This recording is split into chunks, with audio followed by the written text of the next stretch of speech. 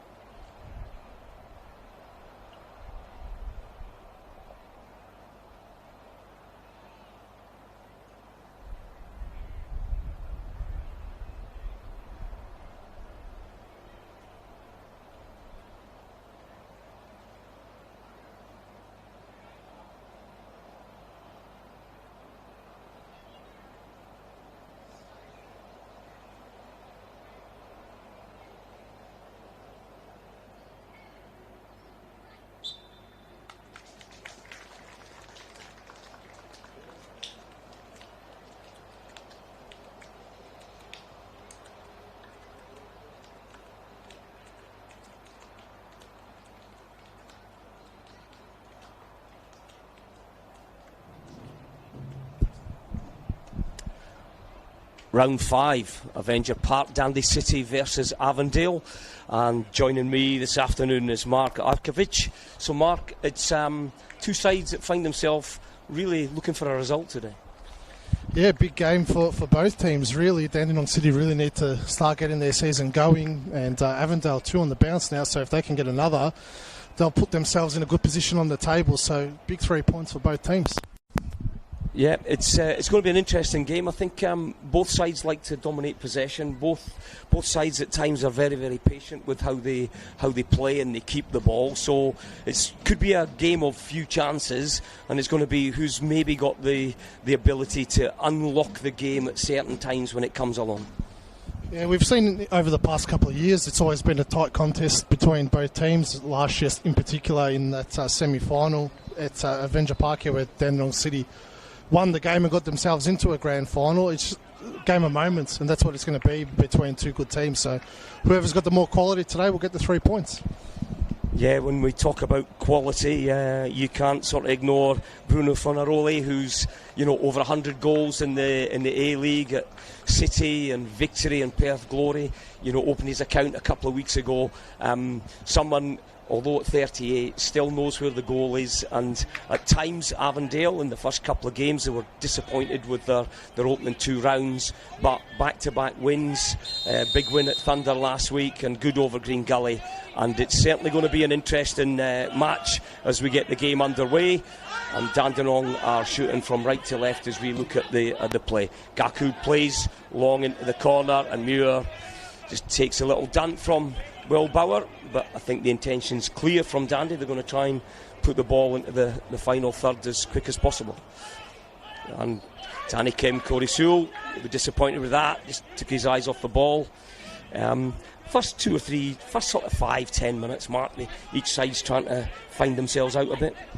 Yeah, and that's where you don't want to concede a goal is early on, when you're trying to find your feet still and settle into the game. So I'm sure Dandy will look to control the game today. They always like to get on the front foot against these bigger teams, so interesting to see how they can control the tempo.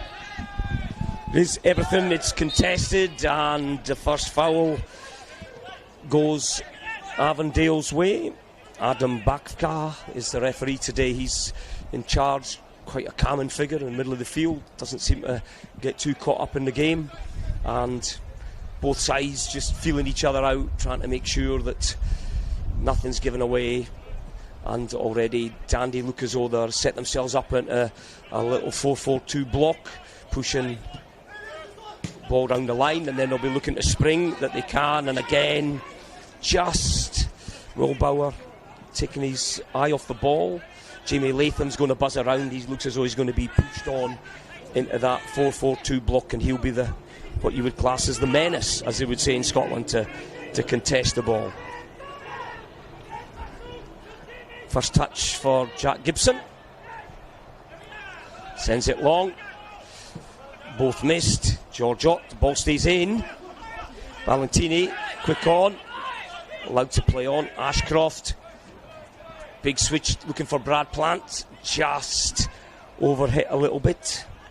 Blake Carpenter across looking quite sharp there. Yeah, big afternoon for Harry Ashcroft in that midfield now. Obviously a new role for him this season under Nick Tolios since coming across from Hume City. He's played as a centre-back the last few years, but had a great game on debut for Dandy City against Heidelberg in that 2-1 win in the middle of the park. So, shutting down Avondale's midfield is key to Dandy City getting the points today. So big afternoon for him. Yeah, ball's pinging around from end to end at the moment. Nobody's really been able to put their foot in the ball. And they always say in football, if you're a good quality centre-half, the ability to move into the 6th position, you're playing 10-15 metres further forward, you're looking to use your defensive ability to win tackles and break play up.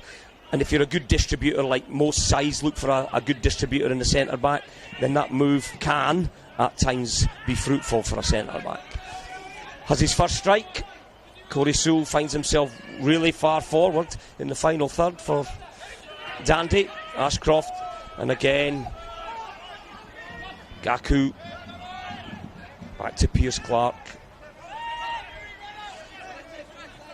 Quite comfortable, Dandy keeping the ball, trademark of their style of football. They like to just try and work openings. Lots of change of shape and people changing positions. Danny Kim will always show. Gaku closed by Valentini. Left a little bit too much there, but wins. Giorgio. Good ball for Valentini. 1v1. He's going to take him on. And Gaku uses his body well. Corey Sewell distributes there. And Jamie Latham, as always, available. Good ball. And lucky right idea. Came off Avondale's player. Jamie Latham's decided he's moving on. McPhee, good hold-up play. Brad Plant, he'll always look to try and get a shot away. And there it is. Punched away. Thought Jacob Gilson might have just kept a hold of that. Going to fall to Ashcroft again. And slight deflection of Trajeski. And it's the first corner of the game. It's good attacking movement by Dandy City. It looks like Harry Ashcroft's probably been given the instructions of shoot on sight this afternoon. That's 2 shots now from distance by him. Obviously, you said he's going to be a good passer of the ball. Got a goal on debut as well against Heidelberg, so he fancies himself scoring a goal. It is. It looks as though it's, as I say, the more you shoot, the more chance you've got of getting one. Jamie Latham, Dandy loading the box. Needs to be a good delivery. Good punch by Jack Gibson. In fact, I think looked as though he'd got something on it. But, you know, most goalkeepers, if they're going to be given the goal kick, are never going to claim that they actually got a touch on that. So, but you would say that Nick Tollius will be happy the way the game started. The game's been played mostly down in the Avondale half. As we say, Harry Ashcroft seems to be the man that's charged with filling that little space on second ball. And again, good calm play from Avondale. Jacob Muir brings the ball out. Towns. Jacob Muir again looking for something in the front third. Giorgio working more in a link play. Trajeski. He's got Carpenter outside. Plays it in there, Giorgio.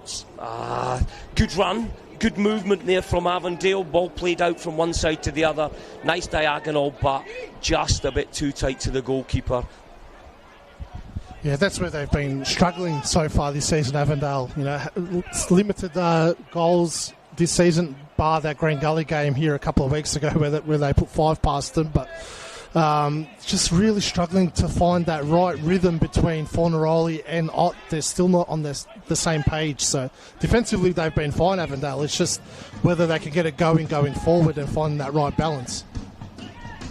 It's become back in fashion, 4-4-2. You know, Australia very renowned for 4-3-3 football, but a lot of sides now are finding 4-4-2, pushing 2 strikers through, and Dandy moving the ball really well. But again, allowed to go on. Valentini's away. And again, just trying to force that final pass. Maybe could have checked out, waited for support to come. Dandy really, really good in transition, keeping their shape, getting a lot of defenders back into that area. And we spoke about at the start of the game. It's a big game for both sides. Dandy, you know, let's not forget, had that 4-point deduction. The first 4 games, I'm sure Nick Tolios would have looked at, you know, the opportunity, Croatian derby against St Albans, 2 new starts, 2 new teams coming up in Melbourne City and George Cross in the opening 4 games with Heidelberg squeezed in there. You would have thought Dandy would have been looking for 9 points, and the game everybody thought they wouldn't win, Mark. They got Heidelberg and win. Yeah, and well, it's been the story of their season in the last couple of years where they really struggle at home, Dandenong City. They tend to travel quite well, so they'll be licking their lips that they're playing away from home this afternoon because that's where they tend to pick up most of their points. So not a great start to the season considering the -4 deduction that they've come into the season with, but all it takes is a couple of wins on the bounce and they'll be back to their good form. Yep, same for Avondale. You know, a lot of change of coach, a lot of change of players, and you know the first couple of games really disappointing. You know, lost to South Melbourne, lost to Bentley, and found themselves at a little bit of a crossroads. But they've picked up good win at Green Gully, good win away from home last week against Thunder. Might not have been pretty, but at the early start of the season, you're looking for results to come. And yeah, I think a change of formation as well sometimes causes takes a bit of time to get used to 4-4-2, because I'd imagine a lot of these players at Avondale have been used to 4-3-3. Well, they started off the season playing a 4-3-3, but that obviously didn't do too well because they lost the first 2 games, as you said. So, you know, after that Bentley game, they've changed to a 4-4-2, and that's where they've started picking up points. So it seems to be working for them. Still not creating enough chances in games, but maybe this afternoon will be the afternoon for them. Yep, a couple of times now that Jack Gibson's gone long. There's Finaroli with his first opportunity to get on ball. George Ott just drops it back. Flopman, Carpenter just having a look to see what's on. And Corey Sewell, that's strong defending. George Ott going across him. Corey Sewell uses his strength and experience, just leans in, nothing crazy, just enough. And there's, you know, that's really, really smart defending.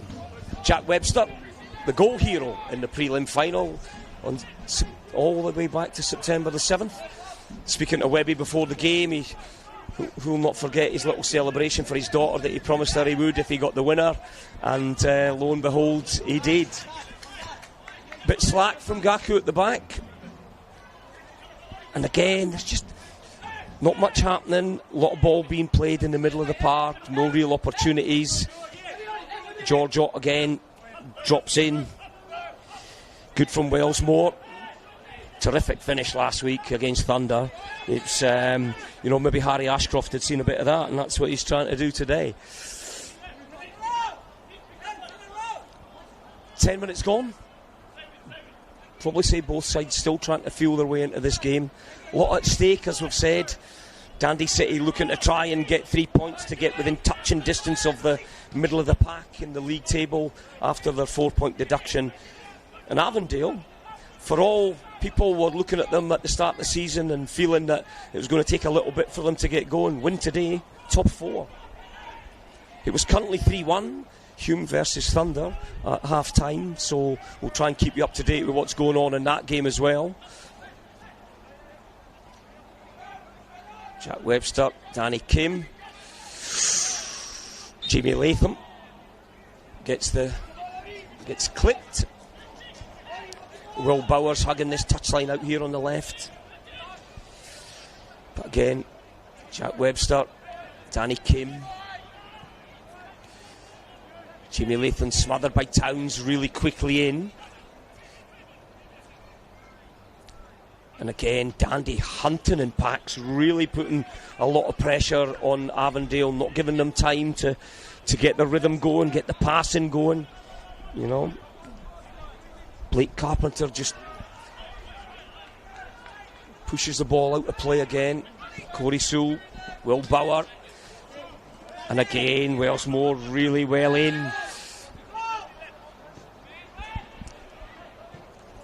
Jack Webster. Oh, it's a terrific touch. It's a terrific touch by Wellsmore, and Towns. He's having a great season, Emlyn Wellsmore. Probably one of the more underrated players in the competition. You know, doesn't get too much fanfare. Yep, and Tajeski's said been pickpocketed by Jamie Latham. Will Bauer's got a chance, 1-for-1, and it's good defending, right on cue. You know, Emlyn Wellsmore, 1v1 defending, really, really didn't dive in, took the opportunity, nipped the ball, and then smart enough to ride the challenge off Will Bauer and relieve a bit of pressure. You spoke about 4-3-3, Mark, at the start for Avondale. Moving to 4-4-2 makes it a lot more defensively solid, but tough to get numbers forward. Yeah, and it's something that they're not familiar with playing with. Obviously, they've changed the in-season, so probably not working on it too much in the pre-season with so many new players. That's why they're probably finding it a bit more difficult to try and find the right openings going forward, because they're obviously not all on the same pages yet, and it will take time to find their feet. It certainly will, but it's not as if they don't have a coaching staff that know how to score goals. John Germano with 32 goals in 100 games for Avondale, he certainly knows he knew where the goal was. So it's refs played good advantage. Jamie Latham finds himself, but again 4-5 blue jerseys round and forcing Dandy City to move the ball back. Brad Plant, sharp feet, good out to Corey Sewell. Oh, and again refs said play on. Oh, yep, bad challenge. I love that in a defender. Makes a challenge and then drops 40 metres as quick as he can away from the referee. But, Adam Bafka, certainly not fooled by that. He's pulled in Corey Sewell, and it's yellow card. Jack Webster is the defence counsel, but that's not gone his way either. So, and that... really interesting. So what you're looking at is you've got Corey Sewell now who's on a yellow card. We're 14 minutes in, and you would think from a coaching point of view you'd be saying to Stefan Valentini, get at him. Well, if anyone's going to get at him, it's going to be Stefan Valentini. He's quite intelligent at drawing fouls and provoking his opponents, so he's walking a fine line for the remainder of the game, Corey Sewell, and he has been sent off a couple of times over the past few years. So he's got to really watch himself now this afternoon. Certainly is, and this is where you need all your experience to make sure that you're not diving in on any silly fouls. Towns in the middle of the field, good ball out wide. Trzeski, Carpenter goes on the overlap. Trzeski comes inside to Towns, and again patience there, Muir, and that's where they go. That's where they go straight away. Trzeski, George Ott tends to play a real link 9, not a 9 that wants to get into the box and play in last man, and you're looking for secondary runner. So Foraroni's the guy that's really got it. If Ott comes short, you're looking for him to go into the hole, but at the moment Avondale just playing a patience game, which will suit Dandy City because structurally they are always very, very good without the ball.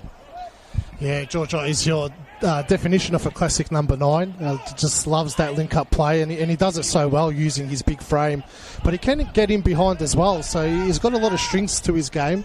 We saw a couple of weeks ago that great finish to open the scoring against Green Gully. So you can't give him too much time and space, George Ott, because he will punish you.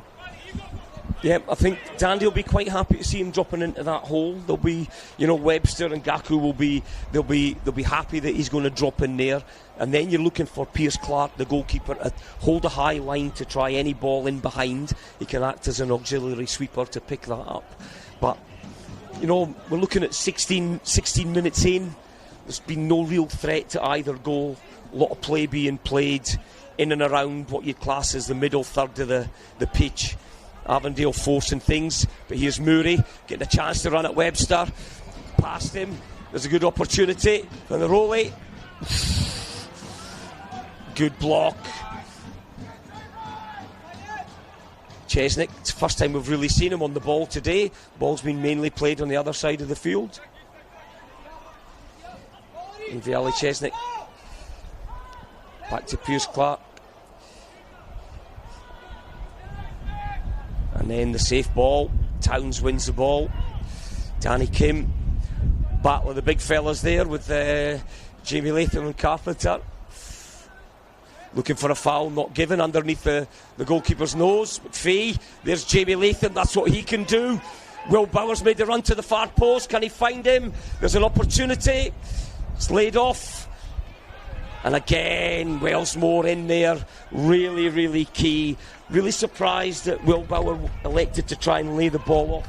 In that situation, I thought he might try and check inside and finish, but that just goes to show you how quick Dandy can break. And Jamie Latham's that guy. Yeah, we spoke about it before the game, Gary, that that's what Latham's so good at, is those deep forward runs. But geez, Avondale got away with that one. Jacob Muir probably would have had the assist of the year to Will Bauer, because that ball shouldn't have dropped to Bauer's feet. Thankfully for Jacob Muir, there was Emlyn Wellsmore was there to save the day for him and put the pressure on Bauer to not be able to get that shot off. And when you look at Avondale, will be mindful now that they don't want to get caught in transition. So it changes the game a little bit when you get done in transition as a coach, because you're mindful of your midfield four getting back. McPhee looking there, and again it's a Ball's back out. Viali Chesnick, Danny Kim, blue jerseys swarming all over, but the ball just not fitting in there. Fornaroli picks the ball up, and now there's a chance to go. There's the ball, and it's... Oh, you know what? I'm an ex-striker. Big centre back that size goes down after a tickle. It's called experience, Gary. It's interesting to see how deep Fornaroli drops when Avondale is defending. Seems like a great work rate by Fornaroli, but it's a lot of wasted energy for an older head like himself. He probably needs to stay a little bit higher and conserve that energy for his attacking play. You've got to find another source of defensive pressure than Fornaroli dropping back. Yeah, it's experience, and there's Ashcroft. There's numbers forward for Dandy, but good. That's really smart, intelligent running from Carpenter at left back. He comes across, he follows the run inside, and just makes sure that there's nothing there. Jack Gibson started to come a little bit, but it was always going to be his ball. And yeah, you're on about Fornaroli dropping in. It virtually, when you're playing 4-4-2, if Ott drops and Fornaroli drop, you're virtually playing a 4-6-0.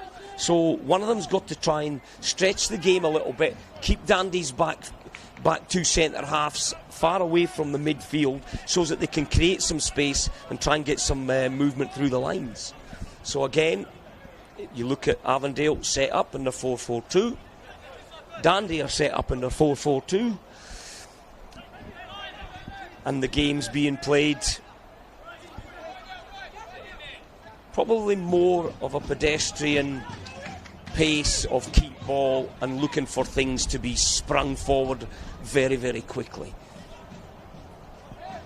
Viali and Chesney up the line. Brad Plant.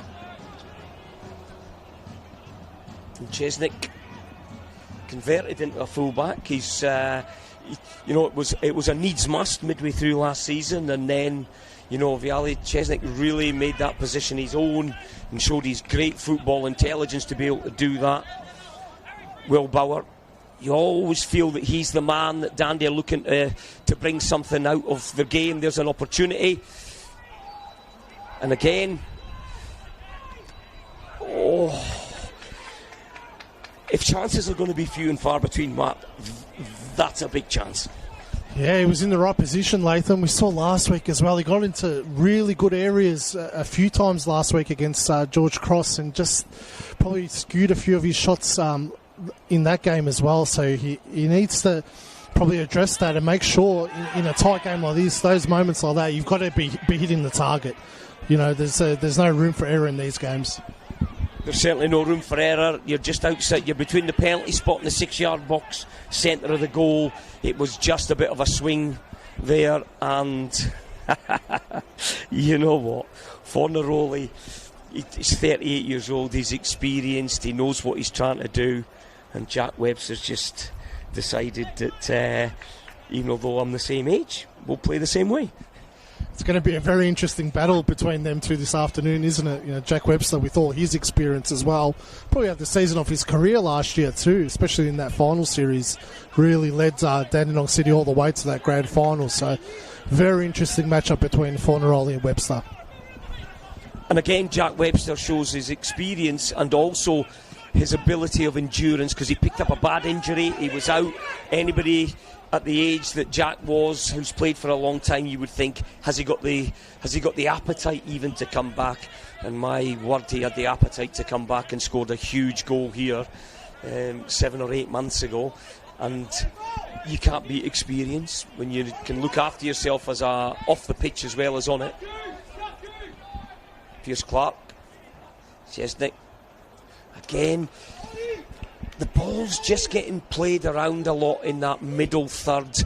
You get the feeling, and we've watched a lot of these games as we're 22 minutes in, it's Avondale 0, it's Dandy City 0. This game could be decided on a mistake rather than a piece of magic. And again, Valentina and the ball, again, just pushed out, just a bit sloppy. You know, you've really got to be smart with your possession when you get it. No team has really dominated the ball in the right areas of the field for long periods of time. Both pressing high, both forcing mistakes, and there's another one. Flopman finds himself pushed a good 15-20 metres further forward just to mop that ball up. It is a nice day. I think Dandy will be happy with the way the game's being played out. They won't be happy that they're losing possession regularly, but the fact that it's stop-start and really stifling Avondale having any control over it, they'll be happy with that. They are, and you always feel that Will Bauer's the man that's going to be charged with bringing things in. Brad Plant, and again a bit of experience there. That looks like a divot on St Andrews golf course the referee's replacing there. It's pitch cut up quite quickly there. He might have rolled his ankle there, Will Bauer. He was away, and I watched his run and just stopped dead in his tracks. That pitch just really deteriorated there. Yep, he's back up. He's a bit ginger on his legs at the moment with that one. Hopefully there's nothing serious. A number of knee injuries and everything we see when players get their studs caught in the turf and everything else. It's really, really difficult. Diagonal ball for Setamuri to try and get on the end of it, but again another overhit ball. Yep, Will Bauer's just having a discussion about ground maintenance with the Dandy bench at the moment. Danny Kim. That's a tough ball from Corey Sewell that's thrown into that little 6 channel that if you lose possession you're under pressure pretty quickly. And again, Towns, Muir just looking for options. Valentini tries to help it round the corner, but again Will Bauer caught. Valentini trying to skip his way through. Ashcroft does well. Will Bauer stretches in. Bit scrappy at the moment, every ball being contested. Flopman, oh, tasty. Really, really calm, collective on the ball. Wellsmore. And again, forced backwards. Dandy pushing, Jack Webster pushing the defence up. You find 5 blue jerseys slow to come back from Avondale. Dandy's pressing the field, big space in the middle, where your traditional number 6 in a 4-3-3 would be looking to drop in there and be the pivot to get through the lines, but in that 4-4-2 formation seem to be playing in straight lines at the moment. Valentini for Rowley, and Murray's made a great run for Rowley, his first sight of goal. Good challenge by. And again, Carpenter wins ball out wide.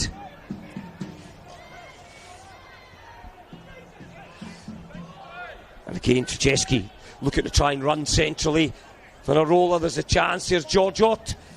Valentini. Oh, straight at the keeper. Again, anywhere in the corners. Just somebody of his quality. You're looking for a bit more composure in that area, just to try and pick a corner. It's a good build-up play by Avondale, though. It's probably, signs of them starting to find that rhythm. They seem to know where they all were in that attacking phase of play. But Jack Webster needs to be a little bit careful the way he's stepping out for these balls that are coming through the middle. It's twice he's been caught out now at a position when he's gone to step in the middle to get the ball, and he's been caught out and left a lot of space for Fornaroli in behind.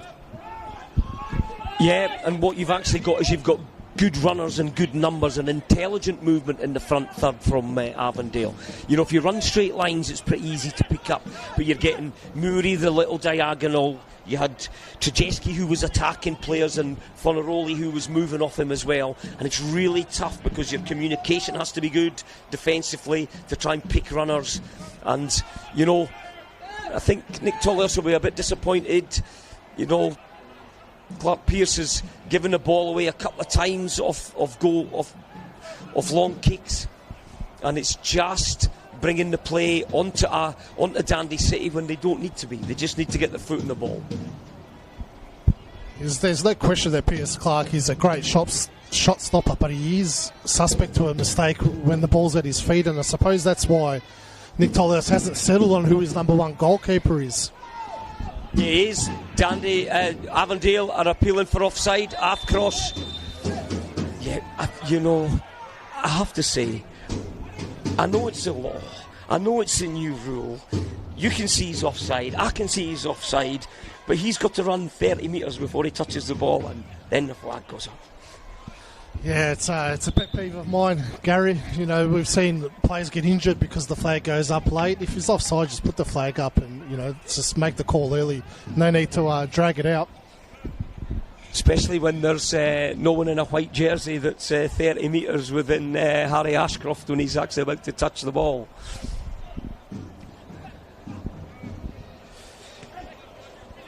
It is a game of chess at the moment. Don't know if anybody's got Gary Kasparov on the bench to bring on, but and the current score, just looking at Melbourne City, 3-0 over St Albans. They've actually done really well, Melbourne City. I've been impressed with them. They've added a bit of physicality. I think they've learned from Melbourne Victory. They picked up a draw last week against Oakley, but they played really well for 45 minutes.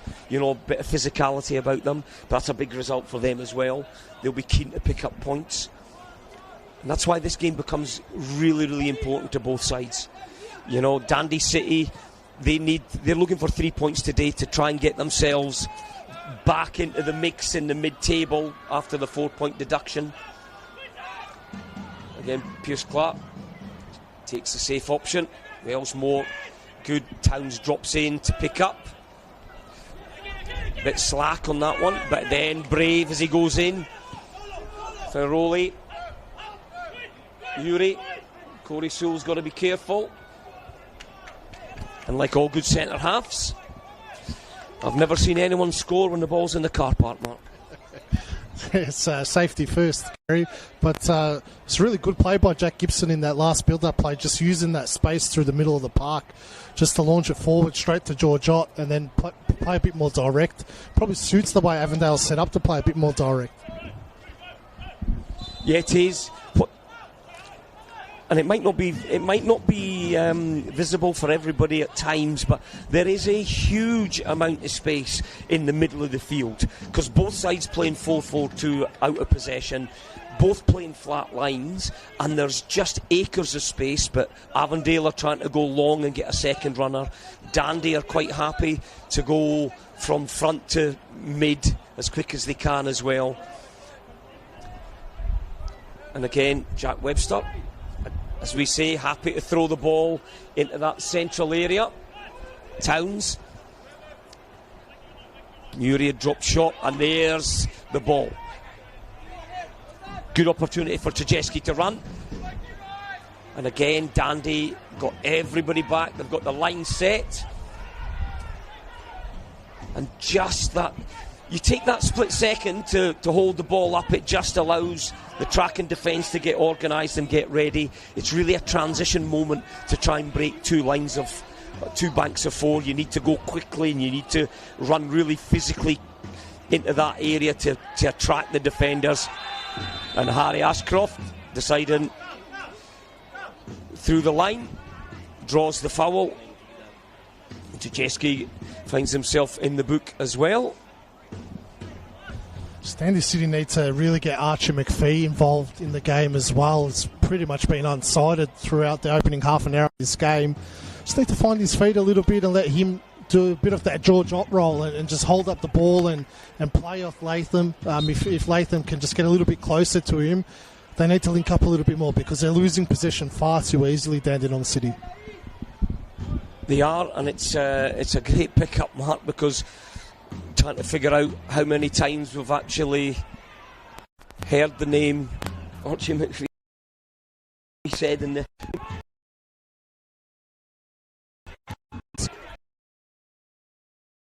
If you've got a piece of magic or a mistake, but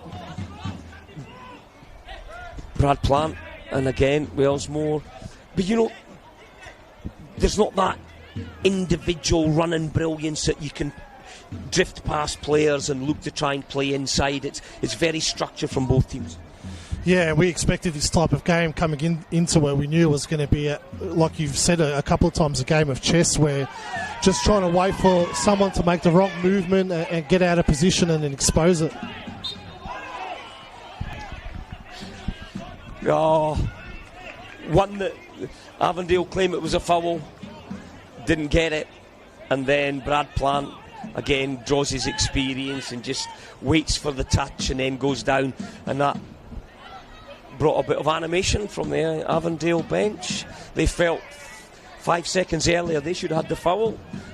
Big George Ott found himself lying on the turf, nothing given, and then 5 seconds later the award goes against them, and both benches have been quite calm today.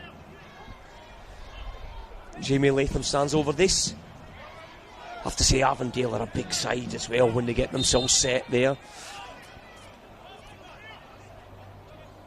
Doesn't look as very unusual for Dandy to throw a ball into a box, and they don't. So there's Jamie Latham, Corey Sewell's there, Jack Webster's there, out to Corey Sewell. Jack Webster, the link man there. Corey Sewell, and the ball's behind, and it's a goal kick. That's a combination in the front third from centre back, left back. Jack Webster, favourite end of the ground.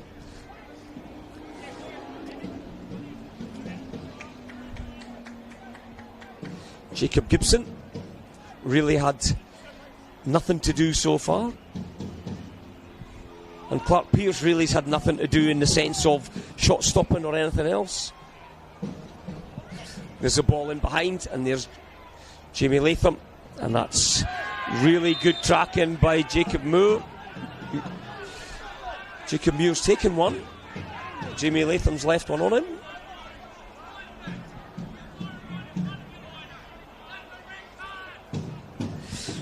Shout from the crowd of a red card.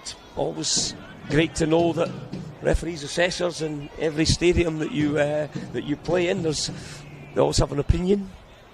Jacob Muir did take a little bit there, but we spoke about Adam Bavka, really calm. You know, what you're looking for there is a referee. He's not racing across there. He just calmly moves in, diffuses the situation, doesn't make too much of it. And that's what you're really looking for in games like this as well. Yeah, handled that well. I don't think Jamie Latham meant to catch Jacob Mew there, but he was trying to, pressure Jack Gibson. So there was no malice in it. And again, Ashcroft, good track and run. That's Will Bauer again. He's been in the war so far today since he tripped on the turf. He took a little twist on his ankle. Carpenter, chance to deliver, and again doesn't get past the first defender. You know, you ask any coach at any level, when you get into that final third, the ball needs to get past the first defender. Valentini, switch sides now. Dejewski. The ball finds its way back to Flopman. Jacob Muir. Muri just keeping the ball. Again, the huge space in the middle of the field. And that's where, that's where Fornaroli's dropping into, because it's such a big hole and such a big amount of space that his experience as a top-class player, he just gets attracted into that space.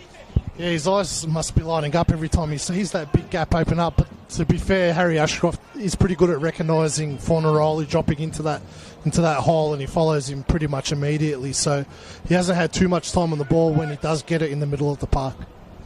And when you've got so much space and you're not being hurt by it, and you're not really finding yourself under the pump, then Dandy will leave that space all day, because you get the feeling they're encouraging someone to drop in, and when they do drop in, they squeeze really quickly. They're not giving Fornaroli a chance to turn and attack. They're not giving Dejewski a chance to turn and attack. Towns is just quite happy to sit, and again, Fornaroli drops into the hole.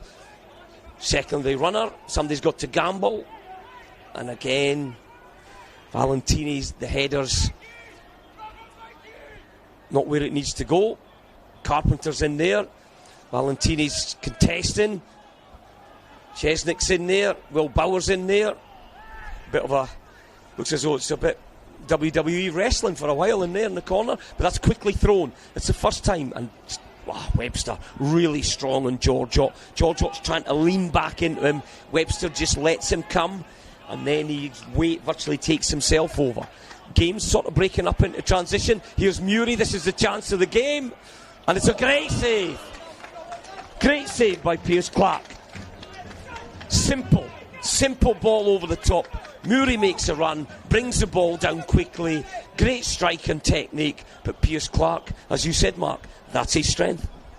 Yeah, what a ball by Bruno Fornaroli as well. Like you said, simple ball, but not many players at this level can execute a simple pass like that right onto Murray's feet. Probably didn't take it down as well as he wanted to, put him on the back foot. Still got the shot away, but great save from Pierce Clark to keep his side in the contest. Yeah, it's not just the execution, it's the vision to see the run. That's that little bit as well. But you know, that comes from a transition moment, and instead of playing back to centre-backs and keeping possession and allowing Dandy to reset, Fornaroli goes quickly, Murray goes forward quickly, and one pass can do the damage at this level. Really, first corner for Avondale. Carpenter's of course. Big timber in the 6-yard box. Floatman's trying to find space. Muir's there. And just peters out to nothing, really. Ball's in a good area. Structurally sound, Dandy City. Picked up man for man. Sometimes you don't have to win the header. You just have to make sure that you are stopping your opposition player from getting there. Valentini's been caught out of position. Ball's over the top to Jamie Latham. And there you go again. But he just needs to bend his run, Jamie Latham. He doesn't need to get into that hole as quick as he does. He's got the run. He had the run on Flopman. He could just have timed it a little bit better. But the parts of the game that are causing both teams little issues is when the ball's played quickly, and it's not played through combination play, it's just played straight into channel for a decent runner. And again, overhit. We're heading into the 41st minute. Both teams. Georgiot drops in, Gaku's on him, that's a good turn, nutmegs the referee.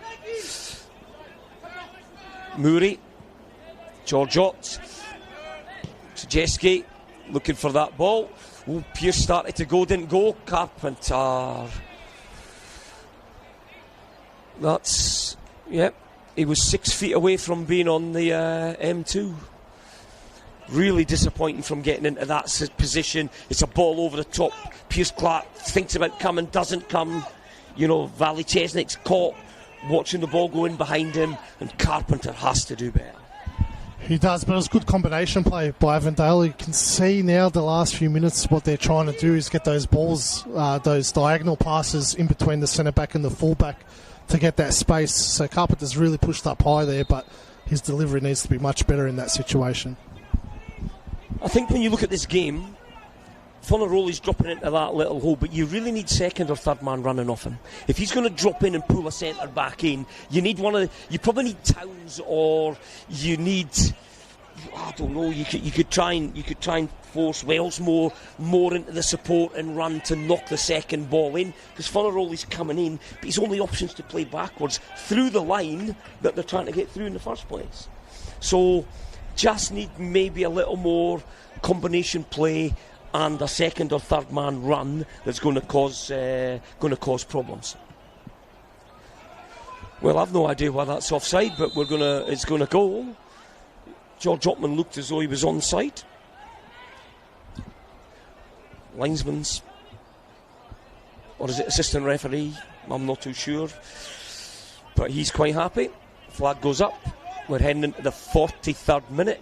And really, we're only talking about Seta Murray's effort. The only one that's really caused any issues. Dandy have found themselves in Avondale box a couple of times, but there's been, apart from Brad Plant's, Jamie Latham's scuff when he couldn't get his leg over the ball. That's basically been it. It's been a game of passes. Throw-in, Will Bauer.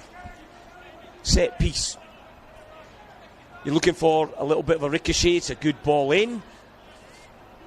Headed out, Carpenter. You know what? I bet he wishes that would have been better at the other end if he'd have had that one. He really was looking to get that ball out of play. He's kept pressure on his Avondale teammates. But again, really well structured. And 3 passes later, Harry Ashcroft will probably go back to Jack Webster. Jack Webster will go back to goalkeeper. And from an opportunity in the front third, that's a good ball. Opportunity in the front third, and there's Corey Sewell, who's muscled his way in. Brad Plant, can he get the ball in? Jimmy Latham, can he make room? Well held by Muir, and again, just sheer weight of numbers. And Towns just overcooks it. But again, you can see what they were trying to do. It's that we spoke about second man running.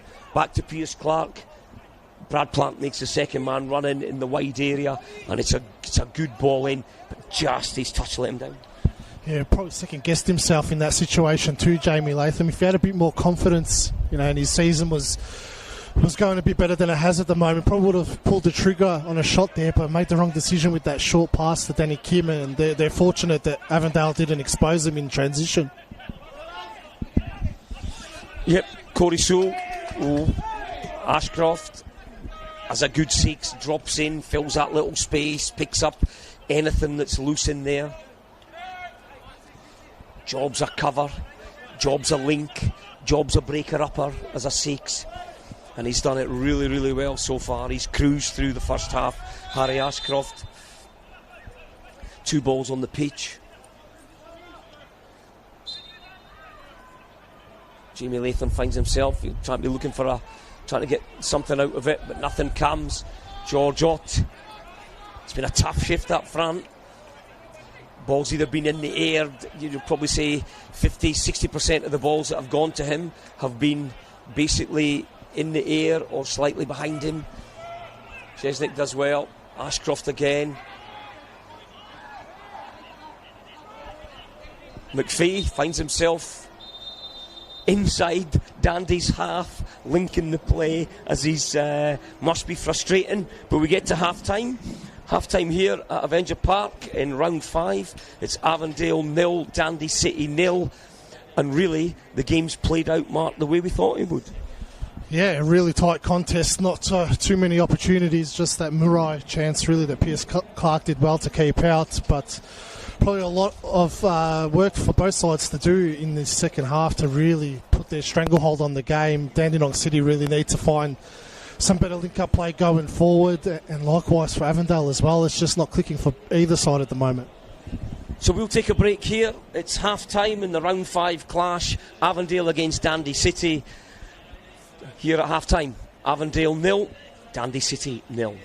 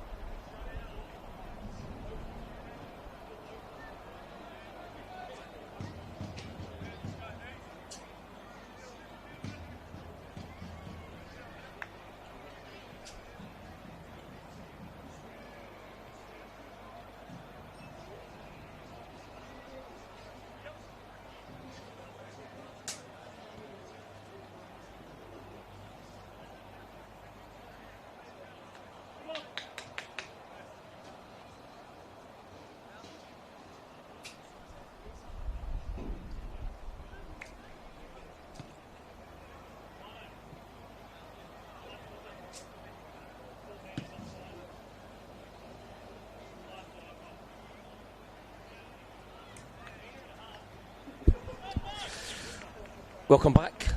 Second half just about to get underway. Avondale 0, Dandy City 0. Looking for a hero, I think, second half, Mark.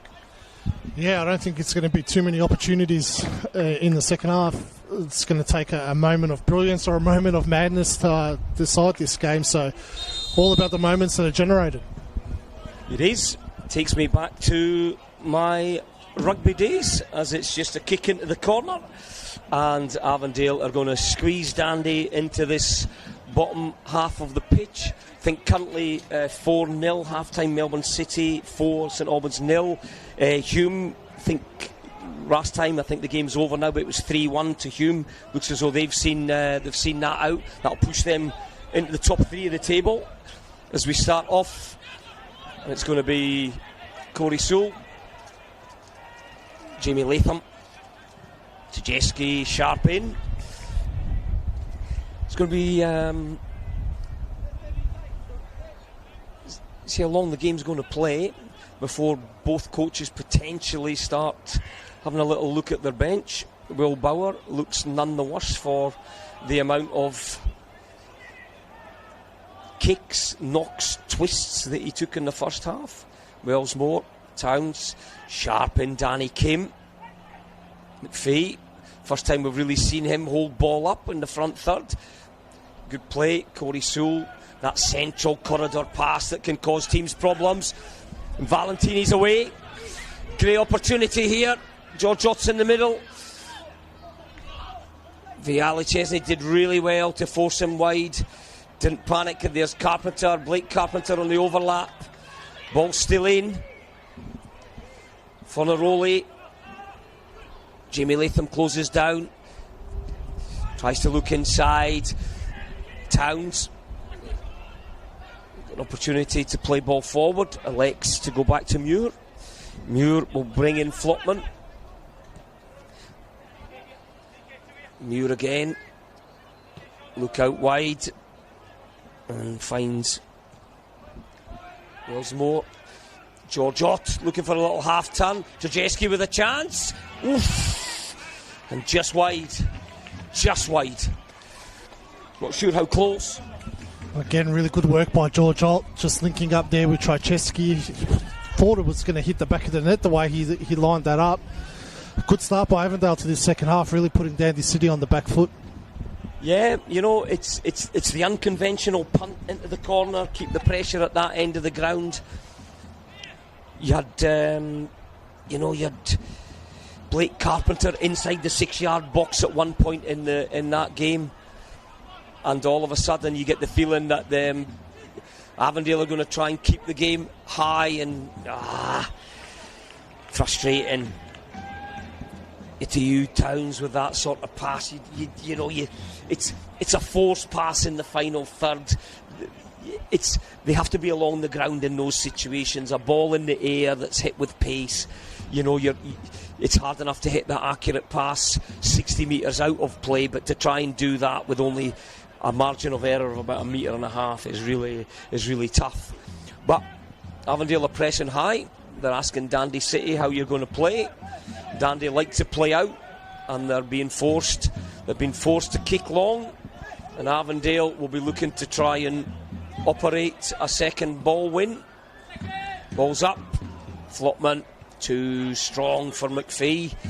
Finaroli, Chesnick again. Towns. Finaroli, Chesnick's on him. Good experience. And, yep, there you go. Draws the foul. Really smart play. Finaroli, he didn't try and he realised he couldn't win the first one, and he rolled his body and got his body back in front of Bauer and drew the foul. Yeah, we've seen him do it several times throughout the season so far. He's very good at just putting his body in front of the opposing player and just drawing that foul. It's a good area for a free kick as well for Avondale. Yep. In this situation, you need quality. It's all about the delivery. Defences are well set. Dandy have a string of nearly 7 or 8 defenders across the 6-yard box. They're going to obviously go zonal in certain areas. Webster will try and marshal that defence. It's all about the delivery, and if someone can get a run on one of the defenders. Towns is threatening on the edge of the box, but could be the commentator's curse. You don't really feel that he's going to stick it in the top corner. Ball's going to go in the box. It's going to be contested. It's high to the back post.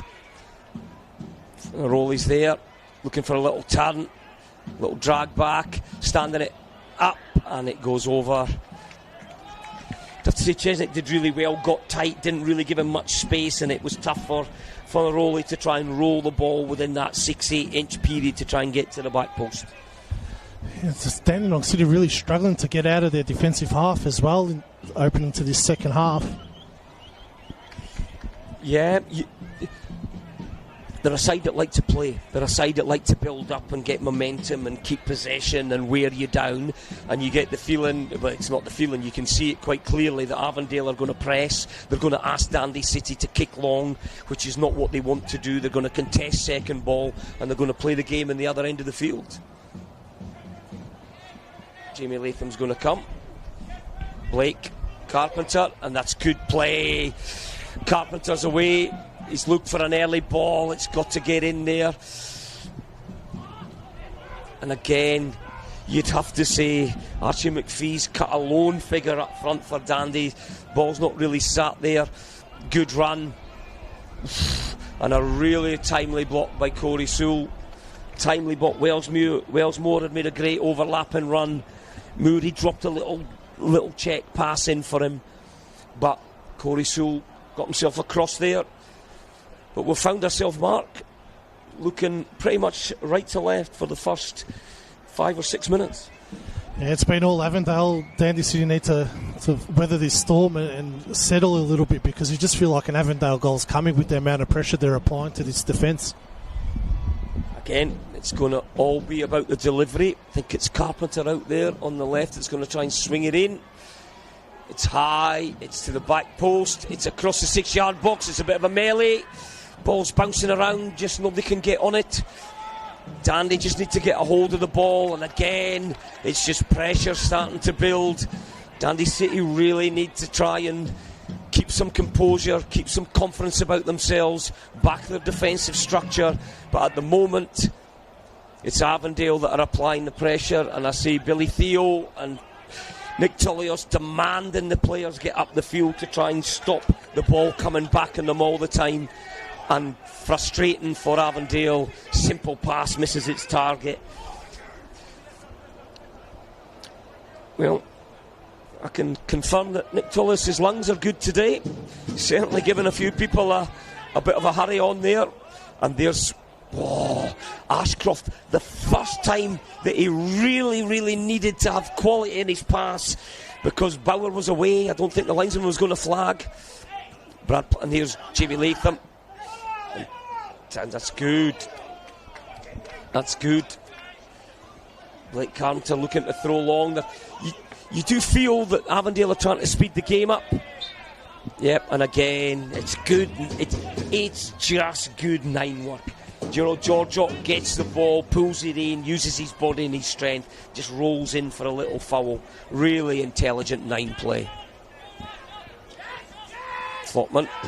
Tajeski has to be careful, confident on the ball. And the ball finds its way back to Jack Gibson.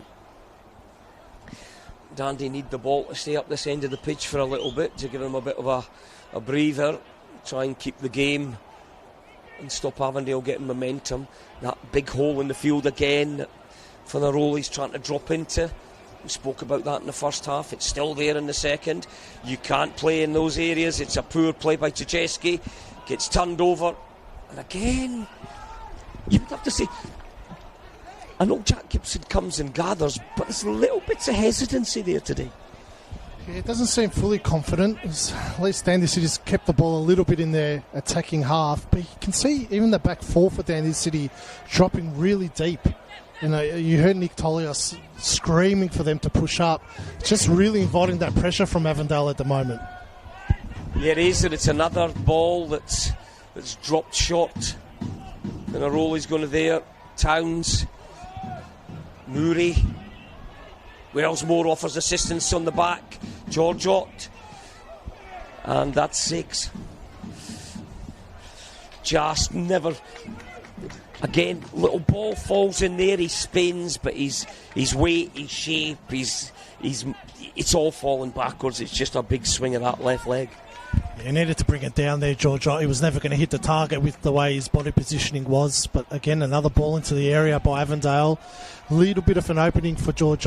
So he's working his way into the game, definitely in this second half. Pierce Clark. First 2 or 3 kicks have gone straight out. That's a better ball into the right area, the wide area.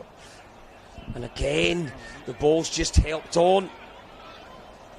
Oh, again, he's putting a lot of pressure on there. And you would say that is good defending from Gaku and Inaba. Inaba's done well. He doesn't look a big, strong centre back, but he played a couple of times for the 23s at Dundee last year, and his intelligence, knows the game, sits in. He's very cultured left foot, knows what he's trying to do in those situations. Corey Sewell, Jamie Latham. He's probably the one player that Nick Tullis will probably want on the ball. He's the one that has that little bit of energy. Brad Plant's another one who can score goals, but he's just never been in the game and in the right areas of the field to influence the game. Ott comes short. Again, Wellsmore looking for options. Trzeski runs the inside line. Moody comes. Towns makes the down run, which is good. George Ott floating about in the edge of the area. Webster, good clearance. Jamie Latham. Chesnick plays it out. Wellsmore, he's got a brilliant touch for somebody. That's good again. Muir's in there. Wellsmore helps it up the line. George Ott, the willing runner. Gaku's in there. Danny Kim plays back. Pearce. Really never broken the Avondale line. That's mine. It's held up in the wind. And the ball's out. They've not been able to get their foot on the ball or do anything at the moment in this first 10-11 minutes. Yeah, they're probably better off putting Jamie Latham a little bit closer to Archie McPhee. He's playing quite deep, Latham. They need to get him closer to McPhee and get those forward runs past him where they could get some flick-ons. They might get some joy from that. The spaces are too big between the lines for Dandy at the moment. McPhee's he's isolated up there. Murray, Finaroli, Valentini, Webster's there. Valentini's got a chance to bring it down. That's a good first time ball, but again only one in the box for Avondale. They need more bodies in there if they're going to try and fashion an opening or even just create an opening through sheer numbers. But the ball's been played in the right area of the field. Good play. And again Valentini, that last pass. Muir, Will Bauer. You know, I've seen games like this a lot. One side never really in it. One breakaway, and Ashcroft's made a good run. Dandy they've got 3 in the box. They've got Will Bauer arriving 4, and that's good by Carpenter. Good by Carpenter. Well played, Valentini, Jeski. Just see that disadvantage of having Harry Ashcroft playing in the middle of the park in that phase of play. He's been superb this afternoon, winning the ball and playing that first pass, but when he has to go into an attacking area like that, just had no confidence at all to play the ball into the box. Had to go backwards and then end up losing the ball and are on the back foot again. Yeah, it's one of those sayings in football that he's a quality player. He knows what he's doing in that edge of the field. Bit of a nosebleed when he got into the front third. It's a tough one. It's not a natural, and it's a tough one to try and get into your game when your natural ability is winning ball, breaking things up and making the simple passes in and around that middle third. The attacking third, you're looking for a specialist. And there's going to get to the stage where I think Nick Tullius will look to his bench. I think you have potentially, you've got Malik Abusaba, who's there. You've got Timmy Atharinius, who can add a wee bit to the front end with pace and everything else. So, we're heading towards the hour mark.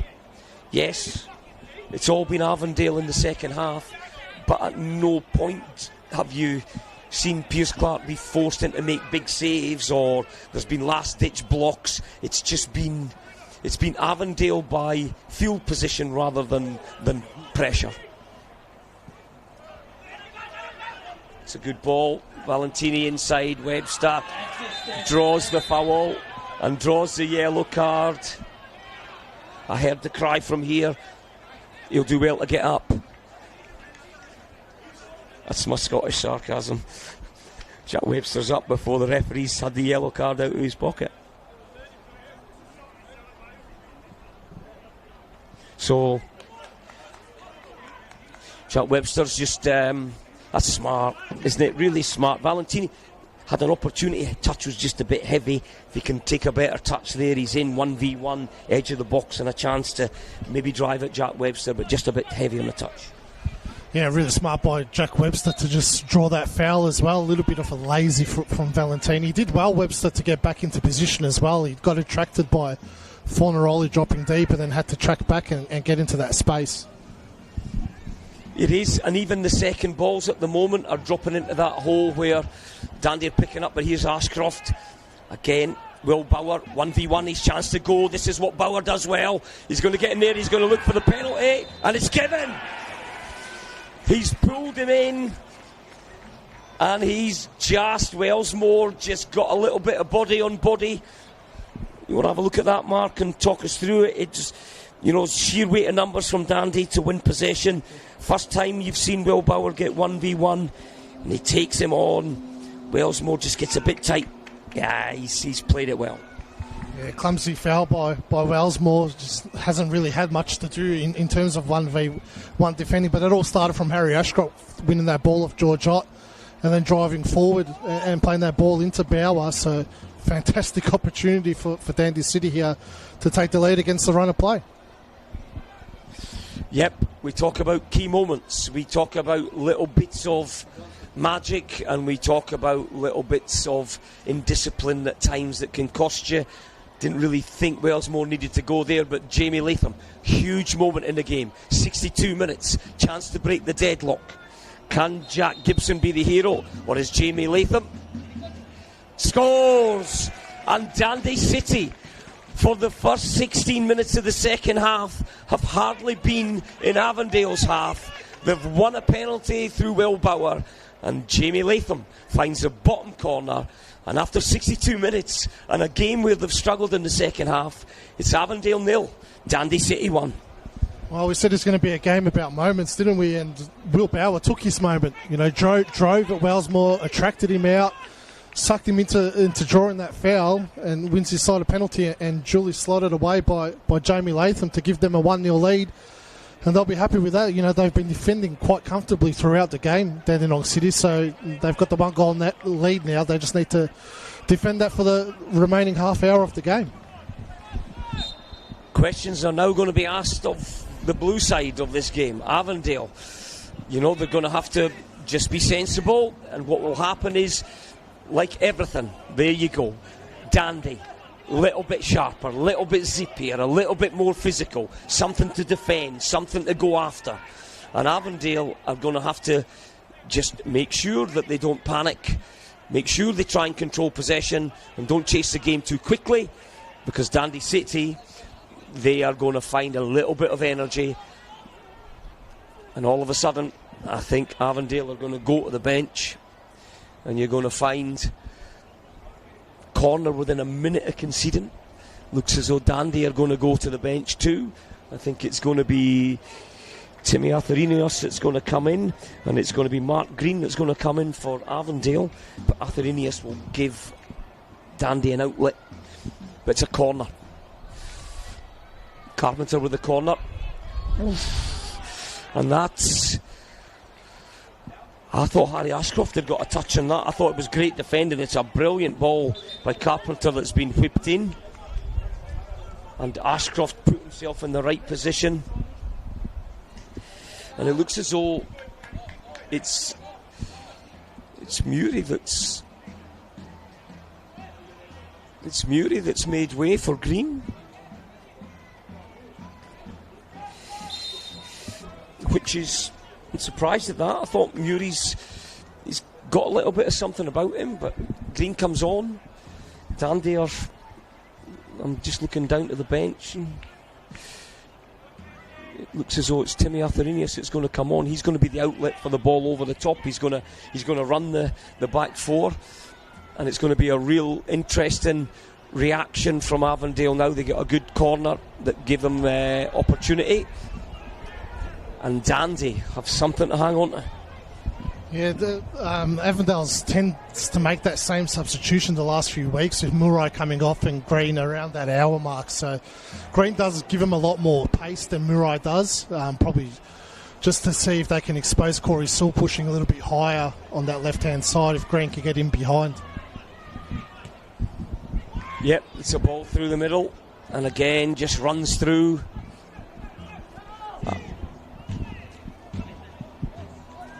Who in the blue jersey can be the hero to try and get them into this game? That's a good ball. George Ott. Nice turn. Valentini. Carpenter. And again. That's a poor foul. There's no need for Carpenter to go in there on Brad Plant. He's just drawn it in, and all of a sudden it's going to be Plant's last involvement in the game. Timmy Arthurinius is going to come in. He'll give them a directness, he'll give them pace, and he will ask questions of Avondale should they leave space in behind. Can also hit him from distance. Tim Atherinos scored a screamer here a couple of years ago at Avenger Park, so does like this ground. Jack Webster needs to be careful with these passes. He's playing through the middle of the park. He's turned it over so many times this afternoon. Thankfully, he's very good at winning the ball back, but geez, you just feel like there's a mistake there just waiting to be pounced on. It's got really interesting. It's a fascinating stage of the game we find ourselves now, because Avondale know they have to chase the equaliser, and Dandy City will just try and keep ball and try and hit Avondale on the break. They'll be looking for field position. They'll be just trying to play the game in the right areas of the field. Corey Sewell finds himself in the corner. Good play by Wellsmore. George Ott again trying to play that first time pass. He never really got his body shape in the right position to hold off Gaku. Chesnick, he's coughed up the ball for Anoli.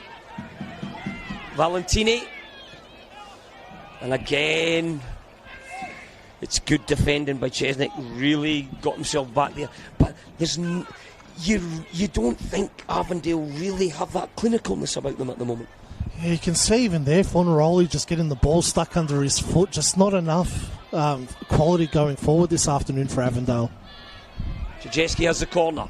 You feel that this could be the best opportunity. Jamie Latham's back there.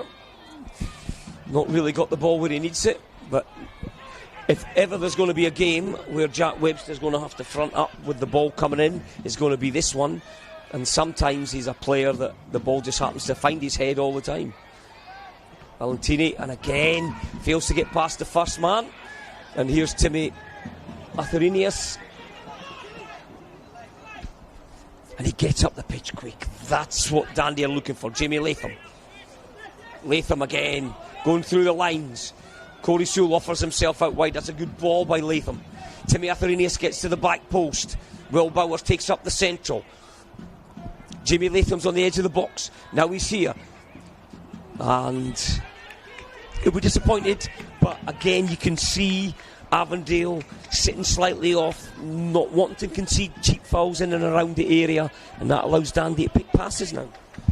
Yeah, the longer this stays at 1-0 and Avondale starts throwing numbers forward and the game starts getting stretched, you feel like Dandenong City does have the weapons going forward to expose them. With Atherinos with the fresh legs, Latham in that phase of play was really, really good. So they need to be wary of that, Avondale. They can't throw too many numbers going forward or they could get caught out. Yeah, and when you look at it, that Mark, you still feel there's too much space between the Avondale front two and the bank of four in midfield, and there's your issue. It's Flopman, ball's fallen. Timmy Arthurinius, he'll take him on. Carpenter's done really well. That's good. It's poor from Archie McPhee there. You can see that, you know, Atherinos was driving down that wing. You need to get your body into the box. He had no thought whatsoever to go into the box and offer it as an option. If you're playing as that number 9, that needs to be your first instinct, is to drive into that box. It does for the Rolly. Again, there's lots of space when the ball drops in there. Wellsmore. And again, ball goes back to Jeske. Good through the line for Rolly. It's that first time pass.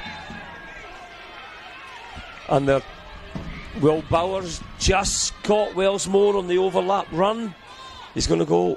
The referee, Adam Bavka, quite happy, comfortable with his decision. It was outside the box, but didn't need to do that. No, clumsy foul there. Lucky. It was on the edge of the area too. It could have easily been given as a penalty. It's a dangerous area for Avondale now, especially with Carpenter. He's been exceptional on the set pieces this afternoon. Is he someone that you think can finish, or is he going to play this in? I think you really want to try and get it through the wall, hit it low and hard, and hope that something falls off a ricochet in there. Carpenter's having a look at it. His bright orange boots. He'll be thinking top corner. He'll be thinking just trying to make Pearce make a save.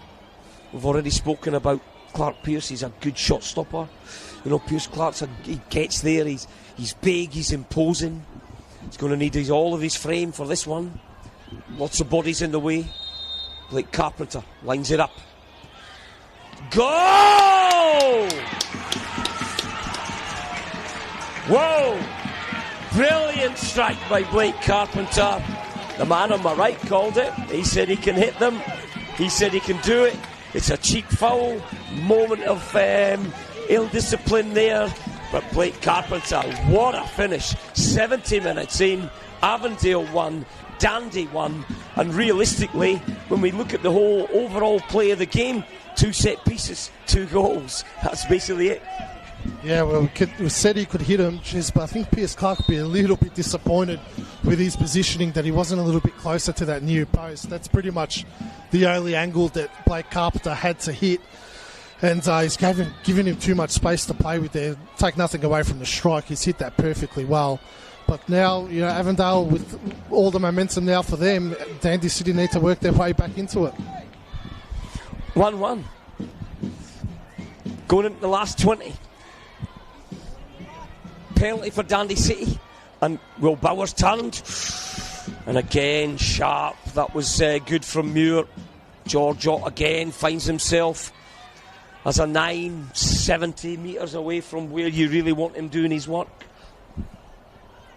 Dandy, they'll feel that they've got themselves back into this. Laroli helping it round the corner. Danny Kim.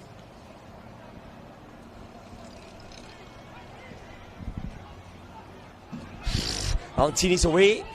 He's allowed it to go. George Ott. It's Green. Goal! Jeske! Green the supplier. Jeske with the finish. And 2 in 2 minutes. Avondale 2, Dandy 1. Ricochet, but clinical.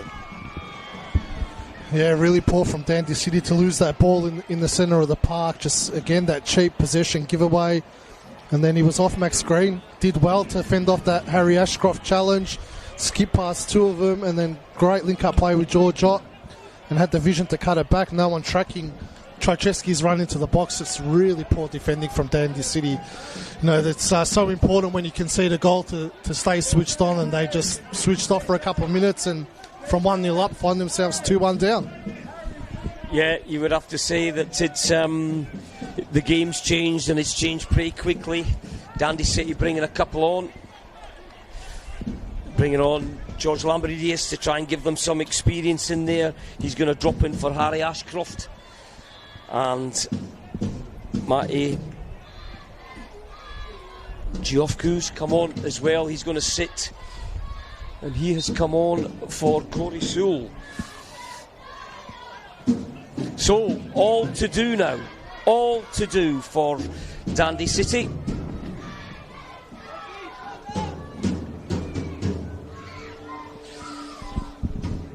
And straight away, Will Bauer, he's the man. He seems to be the man that's going to cause all the issues for Avondale. You'd have to say that, Will Bauer's the one that now him and Jamie Latham are the two that they're really trying to push on. Yeah, it's funny, the game of football, isn't it, Gary? But not much had happened for an hour, and then in the blink of an eye and 15 minutes later we found ourselves with 3 goals in the game, and now it's really end-to-end. Yep, round 5. Avondale lead 2-1. 15 to go. Latham with the corner. Good head out by Funaroli. Ball's back in by Timmy Atheridius. George Lamberidius is there. Gakau just can't get it out the feet. And it's a bit of box-to-box action now, and I think we're going to be in for a great last sort of, let's think of football worldwide. There's going to be at least 3 or 4 minutes extra time that's added on, so we've got 20 minutes probably to go in the game. And I think Dundee City, as you've said, it's a waste of time sitting in now. They've got to go for it.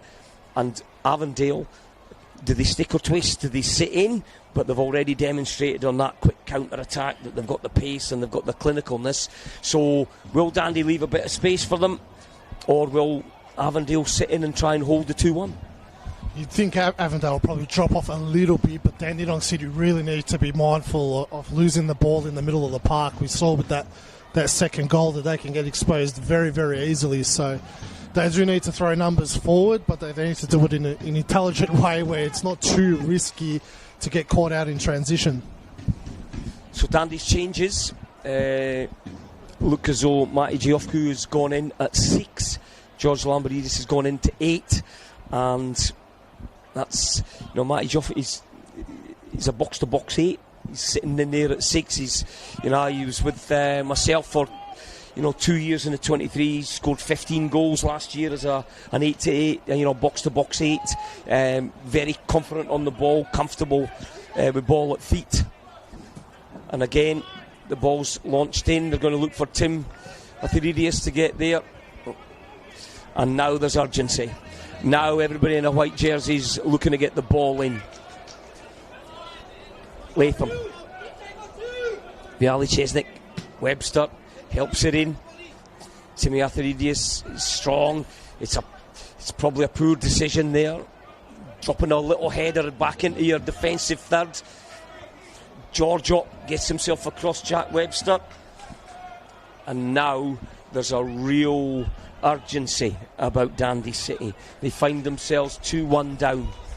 We spoke about this being a pivotal game for both sides. Avondale, knowing a win, puts them into probably top 5 now with the Hume result. And Dundee City know that picking up nothing keeps them down there in around about 3 or 4 other sides on the 1 point, which makes every game that comes after that quite important. And Dundee, they're looking at Hume next week and South Melbourne the following week.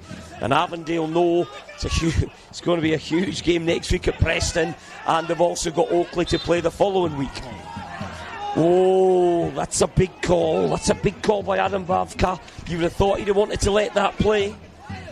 Yeah, it didn't look like that advantage was going to pan out the way it did, so he's quick on the whistle. But I think Dundee City will take a set piece in this situation as well. With Jack Webster going forward, is always handy to have it in a set piece situation. Atheridius is going to get it in. I felt that from here. Right on the head for Valentini. You know what, when you're winning 2-1, you don't feel those. Nick Tolios prowling the technical area. Corner. Another set piece for Dundee. Launched in. Good win. Helped back in. Towns helps it out. Then the roll league doesn't get it in the right place. And again, shouts a handball. I think Will Bauer would shout for anything. I don't think it was a handball. There's been a bit of something's going on off the ball. Jack Webster's been given the yellow card. Not sure what's happened there. Krajewski's asking Jack Webster what he thought. Jack Webster's walked past him, and George helps himself off the ground.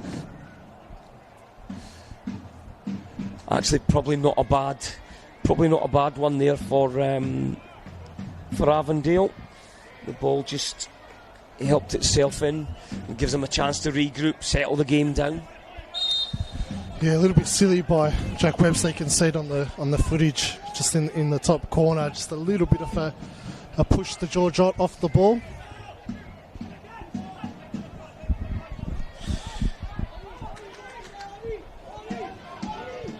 Good ball, Cloughcoot. Ball over the top. Will Bowers the man, and that's really good by Wellsmore. Really good. Bauer started to find that little bit of pace, that little bit of, he's got a bit of energy, there's a bit of attitude about him at the moment. He's going to launch it in again. Forward comes the big timber. Bauer launches, that's a great throw. That's really, really well up. George Ott doing his defensive duties for his side. Ball's in again. Oh, again there was a shout. They thought the Flopman had handled, but the referee was well positioned. Into the last 10. Avondale 2, Dandy City 1. It's getting a bit cup tie-ish. Corey Sewell's gone forward.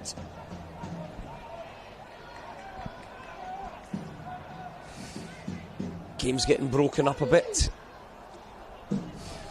Sewell finds himself in that sort of 6 position. There's Will Bauer. It's a good ball. It's good position. And again, Dandy working it, trying to keep it. Jamie Latham's full of energy. Timothy Arenas is full of energy. He's the one that could make something happen. Oof, just didn't get it wrong. I can understand why he went for it, but if you see McPhee had shown really well on the penalty spot. That might have been a case of Timmy bouncing off McPhee and trying to sort of finish there, but that's what he brings. He did all the right things except the final moment. Probably even had the chance to go around Flopman on the other side of him to create that space for a shot on his preferred foot, or even draw another foul from Flopman. Just, did all the right things, but poor execution at the moment that mattered. Yeah, I've loved the battle between Ott and Webster. It's been a real proper, centre-back, centre-forward contest. George Ott's given nothing away today. Webster's used all his experience to try and keep him at bay.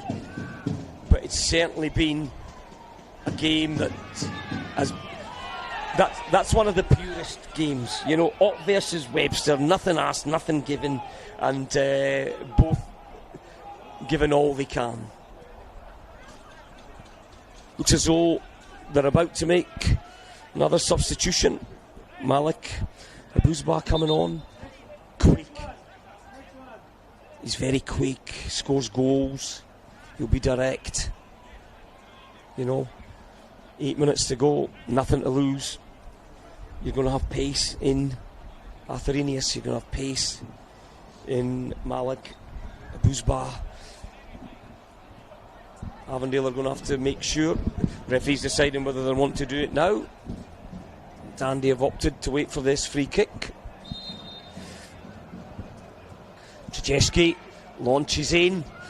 That's a great header! Goal! Flopman, uncontested, lobbed in, kept his eye on the ball, attacked it well, and really Dandy will be disappointed with it, not really body on body, but Flopman just attacked the ball with quality, got up above it and headed the ball down into the bottom corner. Classic goal. Yeah, you feel like Dandenong City just switched off there with that confusion whether the sub was going to happen or not. Just a real good header by Flopman. Pierce Clark again, poor body positioning. There wasn't much power behind that header from Flopman, and just found the back of the net so easily. And you'd say that's probably the ball game now for Avondale. Yeah, I think we've been involved in football. You would think the next sort of 3 or 4 minutes could be critical in this game. Avondale look to try and see it out. Dandy will chase everything now, but you're now in a situation that Avondale. I have to say, Mark, at half time we never saw this coming. We were expecting it to be very cagey. Here's an opportunity for all. And Fornaroli on the edge of the post, that he strikes it there, and there's confidence about Avondale now. Moving ball through lines, everybody wanting the ball. It's amazing what a bit of confidence in goals does. Yeah, you feel like the introduction of Max Green as well around that hour mark really changed things for Avondale. A lot of their good attacking plays come from him down that right-hand side. He has really given Corey Sewell a run for his money, found a lot of space in behind, and great link-up with either Giorgio or Fornaroli. Is Dandenong City just falling apart a little bit at the moment. There's kind of a bit of damage control now. They don't want to concede another one and lose this game by more goals than they should. Yeah, I think it's a real catch-22. You know, you're desperate to try and get a goal, to try and make the last sort of 10 minutes a bit nervy for Avondale, when they probably feel the game's won. And Dandy, they're going to have to throw caution to the wind if they're going to try and get something. But that could also leave the door open for you to be caught on the break as well. Lambridius, Malik, Bouzbat, Matty, Giofku, Chesnick, Jamie Latham, Webster, Lambridius is caught there, and the transition's on again. He needs to go early. George Ottman's there. Fornaroli's through. Fornaroli's through. Fornaroli's through. Just so close. It looks as though it's rest, so close. It's great play. It was quick transition. We spoke about Dandy. We're going to have to go for it. George Lambridius gets caught. It's quickly transferred to Jeski. I thought he'd taken the wrong option. Moves it quickly. Giorgio. Fornaroli's through. Gaku thinks about pulling it down, doesn't. Goes round once, goes round Pearce. And just a last-ditch tackle saves the day for Dandy. Just about lost my voice there. Free kick again. Carpenter. Oof. Yeah, you know what? If it's your day, it's your days. You know, you're not going to criticise him for that, because he scored a wonder goal in the 70th minute just to get them back into the game. But yeah, Dandy are just going to have to try and play. They're going to have to force this ball forward at every opportunity and be prepared to be picked off.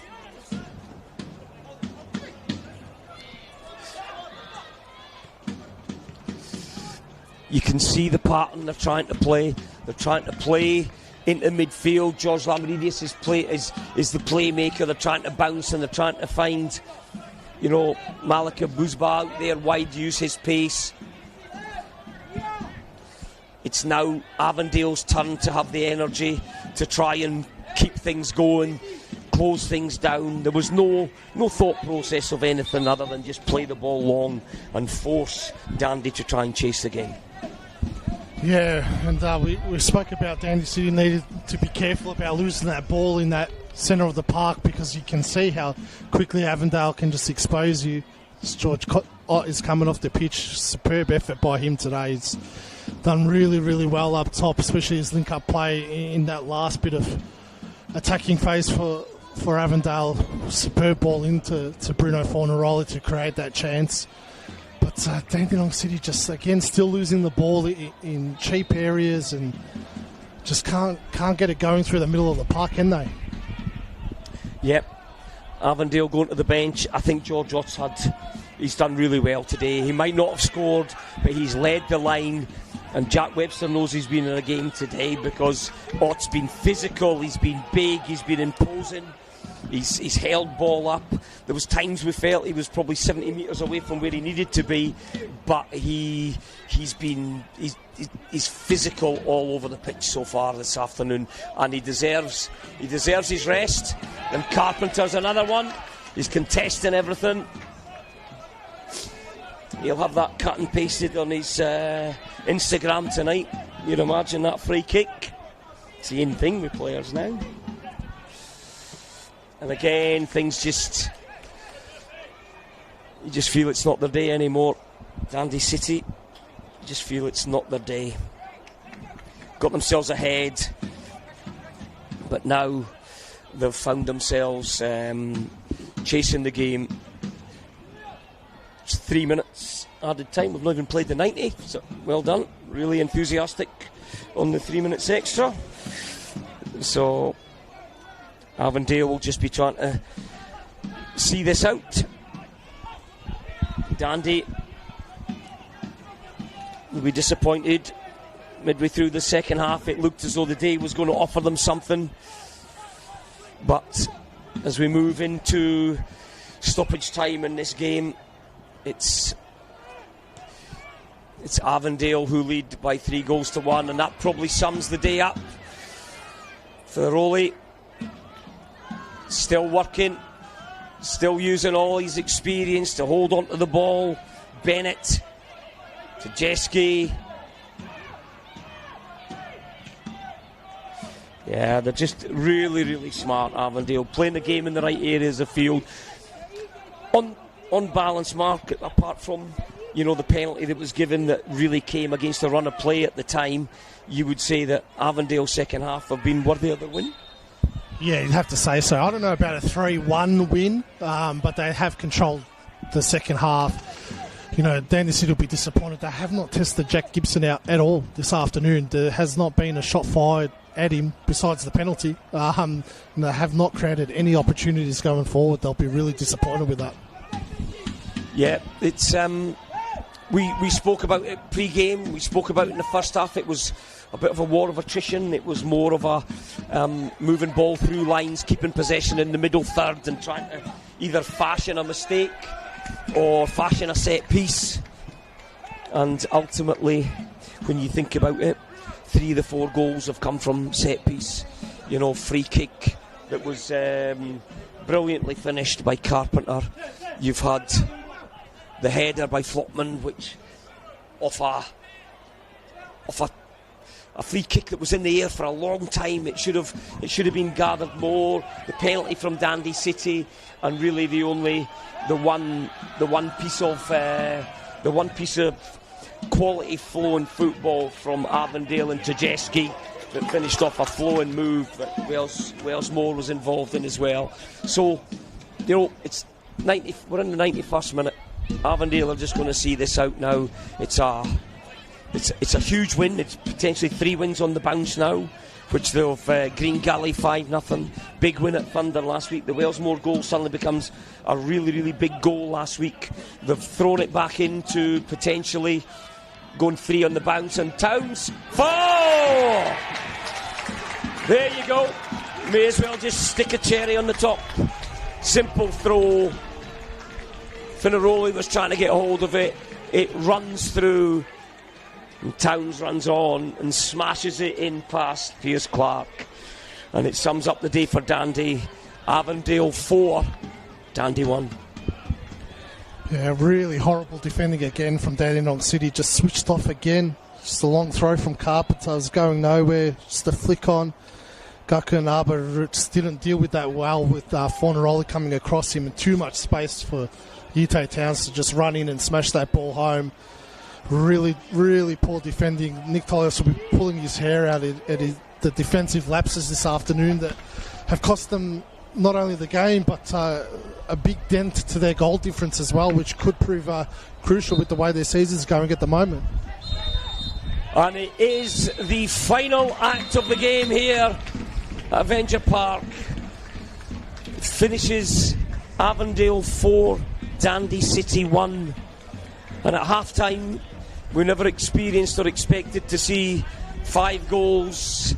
Nick Tullius using all his experience just to defuse a situation. Alizart doesn't need to get involved, but you know what? It doesn't take away from what has been an entertaining second half. The first half was a bit of chess, no many chances. You had the one from Jamie Latham where he mishit that one, but apart from that there was nothing really else here. Second half started Avondale putting pressure on. We felt the goals coming, but like football always does to you, you get hit in the break, and 60 minutes in, Will Bauer gets a 1v1 on Wellsmore. Wellsmore dives in slightly. I thought Bauer used all his experience because he waited for it. He took the foul. It was a penalty awarded. Jamie Latham stepped up and scored. 1-0 Dandy. The next 3 or 4 minutes there was energy about Dandy. They were hunting, they were closing down, they had something to defend, and then it just fell apart in the 70th minute. Cheap foul was given, but there was certainly nothing cheap about the Carpenter free kick, who rifled it in near post. Yes, we probably felt that maybe Pierce Clark slightly might have been a yard across too far, that left exposed the near post, but take nothing away from the strike from Carpenter. Really, really clinical. And then 2 minutes later, as always happens, when you lose a goal, you need the concentration. You need to sit in. You just need to kill the game for 5 or 6 minutes to try and get a foothold and not lose anything. And lo and behold, cheap possession given up in the middle of the park. Avondale broke really, really quickly. Wellsmore was in. It was a square ball, and Tchaikovsky drilled in the second. 2 minutes after Avondale get themselves level, it was 2-1. Bit of Dandy threw on some subs to try and get some pace and hitting the break, but they never really had much control or caused. There was no saves really for Jack Gibson to make in the whole of the 90 minutes. And then bit of confusion about a substitution. Dandy wanted to make it, then changed their mind, wanted to wait till the end of the set piece. Set piece was thrown in, and Floatman really just got himself in front of the defender. A powerful header down into the bottom corner for 3-1. And then probably the final goal from Towns at the end. Simple ball thrown in. Fornaroli tried to move his body to protect it. It rolled past Gaku at the centre back. Towns arrived late in the penalty spot and drilled it in pretty emphatically for 4-1, the final score. Avondale have the huddle in the middle. It's been 5-0 Green Gully. It's been 1-0 away to Thunder. They've put their third win on the bounce with a 4-1 win over Dandy City. They pushed themselves up into the top 5 of the NPL after round 5. Dandy City have to go away, regroup. They've got 2 huge games coming up. The game this weekend against Hume becomes a must-win for Dandy to try and get some points to get within 4 points again. And I know you're going to the game next week as well, Mark, but overall a really good entertaining second half, and 4-1 maybe not the result we expected, but you can take nothing away from Avondale. No, you can't, and it's a character building win for them as well, to go 1-0 down and then to hit 4 goals in the final half an hour of the game to win it. They'll take a lot of positives from that, whereas for Dandenong City, it's back to the drawing board for Nick Tolios. Really, they fell apart badly in that last half an hour of the game, which is a cause of concern for them because they tend to be usually solid at the back, but that's the second time this season they've conceded 4 goals in a game, earlier to Melbourne City when they lost that game 4-2. So a lot of work for Dandy City to do, but Avondale 3 wins on the bounce, scoring goals again. They'll take a lot of confidence going forward now, and it's starting to click for them. So there you have it, Avenger Park. We're standing here in the sunlight. It's been a great day for Avondale. They've picked up the 3 points. As Mark said, it's 3 wins on the bounce now for John Germano and his team, and it finishes here. Avondale 4, Dandy City 1.